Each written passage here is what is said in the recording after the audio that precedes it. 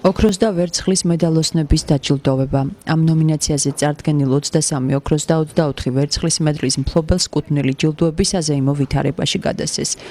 დაჯილდოება საკრებულოს ხდომათა დარბაზში შედგა და მასში მონაწილეობას მუნიციპალიტეტის რესურს ცენტრალითად გამგეობის კულტურის სამსახური და საკრებულოს თავმჯდომარის მოვალეობის შემსრულებელიც იღებდა.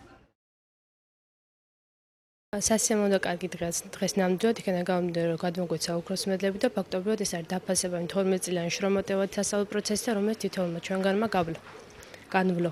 და ძალიან დიდი მადლობა განათლების სამინისტროს იმისათვის, რომ რამდენიმე წლის წინ კვლავ აღადგინა ეს ტრადიცია, რომელიც ადრე საკმაოდ პოპულარული იყო და საკმაოდ სტიმულის მიცემი იყო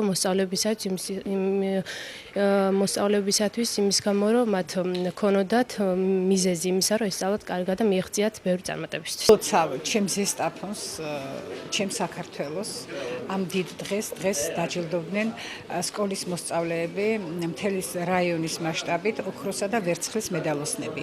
ესენი არიან ადამიანები, რომლებმაც თავისი შრომით მიიღეს ეს დიდი ჯილდო ქვეყნის და ესენი არიან ჯარისკაცები, რომლებიც მომავალში ყველაზე დიდი იარაღით ცოდნით არიან დაჯილდოვებულები, შეიარაღებულები ცოდნით, რომელსაც ვერავინ ვერ წაართმევს. დიდი იმედით, დიდი მომავლის რწმენით გადავეცით ჩვენ დღეს 23 ოქრო და 24 ვერცხლის მედალი სხვადასხვა სკოლის მოსწავლეებს.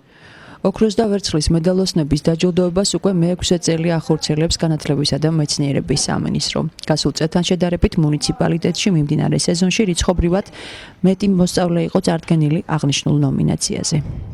ისევე როგორც მთელ საქართველოში ზესტაფონშიც მოხდა ოქრო-ვერცხლის მედალოსნების დაჯილდოება. წელს 2012-13 სასწავლო წელს გვყავდა 23 ოქროს და 24 ვერცხლის მედალოსანი. ძალზე სასიხარულო ფაქტია, უკვე 6 წელია, რაც ოქრო-ვერცხლის მედალოსნების დაჯილდოება ხდება იმ წარმატებისათვის, რაც მათ 12 წლის მანძილზე ისწავლეს საჯარო თუ კერძო სკოლებში. ჩვენი ოქრო-ვერცხლის მედალოსნები ნამდვილად ღირსეულები არიან, ულოცავ მათ ამ წარმატებას.